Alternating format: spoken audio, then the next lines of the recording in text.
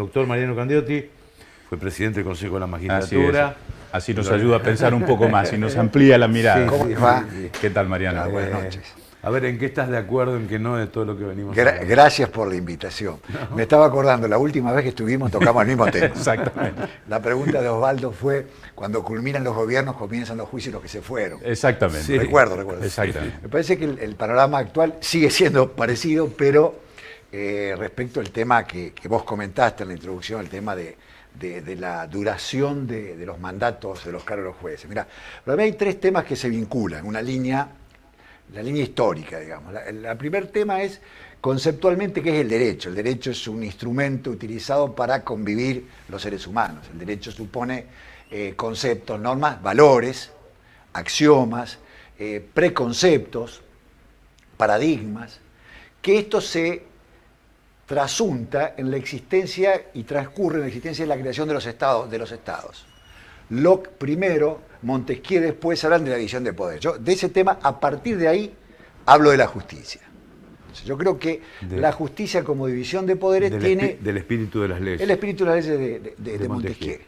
Entonces, a partir de ahí a mí me parece que hay que valorizar la justicia como poder y como función. Hay una doble mirada.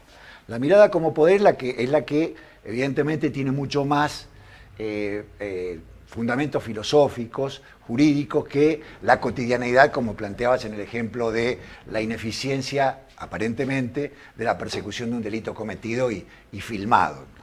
Ese es un tema que no es que no merezca atención, claro que la merece. Me siento más capacitado para hablar del marco teórico que del marco operativo. Pero está bien, digo, la mirada tuya, Mariano, nos ayuda a pensar y a vincular uno con lo otro, ¿no? Sí, pues si desde no es la primera vez, desde hace un tiempo a esta parte venimos hablando recurrentemente del Poder Judicial, porque uno dice, el sedazo lo han pasado todos, el Poder Legislativo, en su momento con que estaba sobredimensionado, el achicamiento, el Ejecutivo permanentemente cuestionado por la sociedad, los periodistas también cuestionados. Y algo, ese poder que es el Poder Judicial, parecía que siempre le iba esquivando a la ola, ¿no? Que surfeaba y no le llegaba nunca el momento, con todos los cuestionamientos que se ven cotidianamente, hasta desde el punto de vista institucional. Y vuelvo otra vez a la última pregunta de la vez pasada, ¿no? Yo creo que, a ver, el proceso del formato constitucional deviene de la Constitución del 53 por el modelo americano de Jefferson, que adopta en las bases alberdianas, que después lo toma la Constitución de 1853.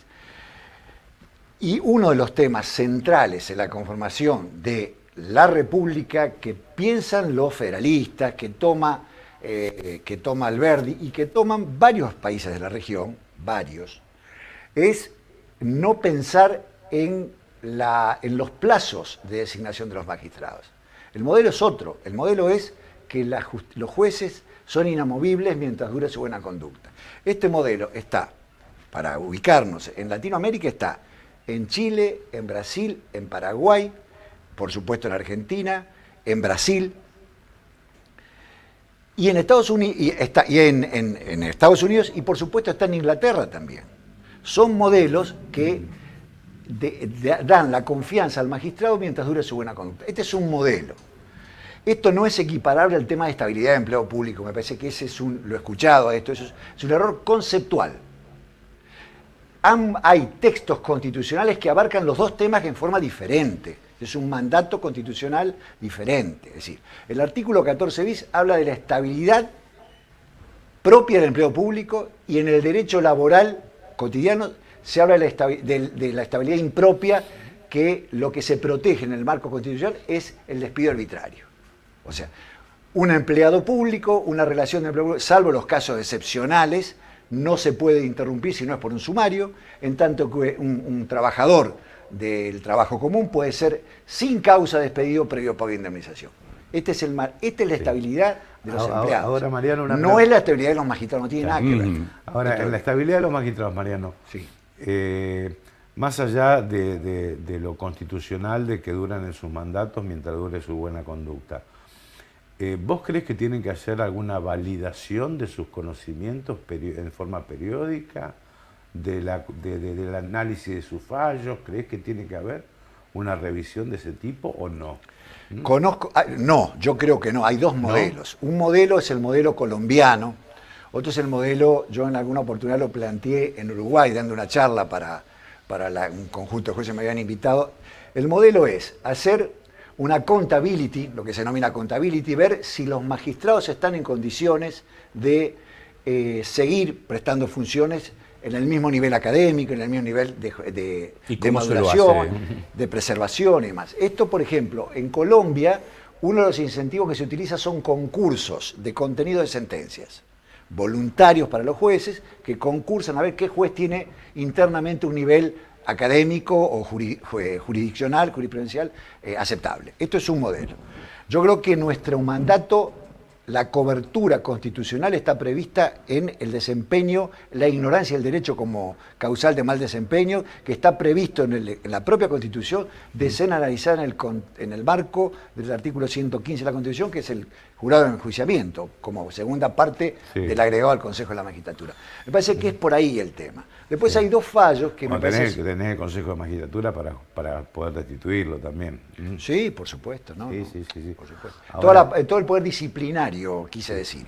Bien, Dentro del poder disciplinario está este tema, está esta posibilidad. Sí, pero hay que agregarle un detalle, Mariana, a ver qué opinas, ¿no? Un juez puede estar absolutamente convencido del contenido de su decisión. Por ejemplo, dar la libertad a un abusador sexual. Sí. Sin embargo, la corriente de opinión pública influye, te guste o no te guste, influye, digamos, en el juez, en los que tienen que tomar la decisión del juez, en los que tienen que revisar la sentencia.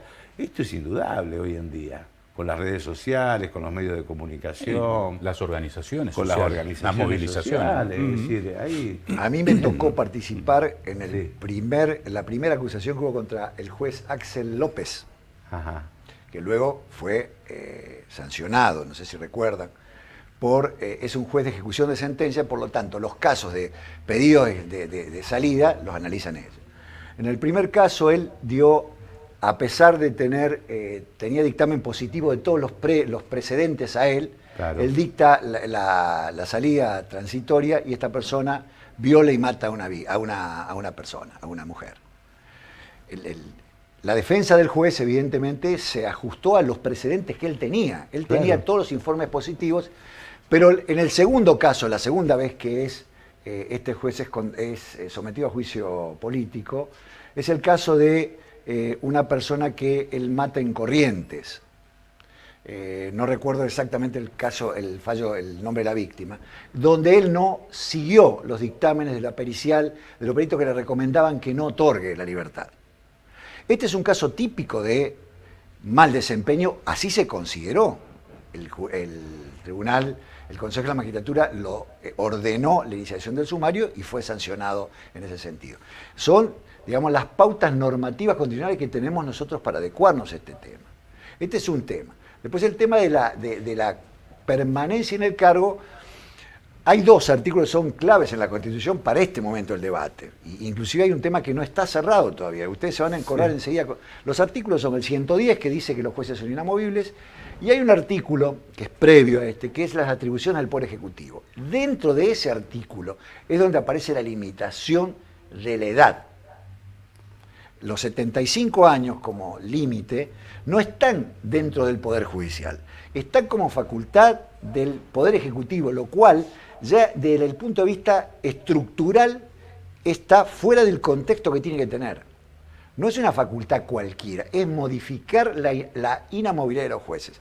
Sobre este tema hay dos fallos que son claves en este tema. Primero el fallo Fait, y luego el fallo Schifrin, Leopoldo Schifrin, solamente con el voto negativo del ministro Rosenkrantz.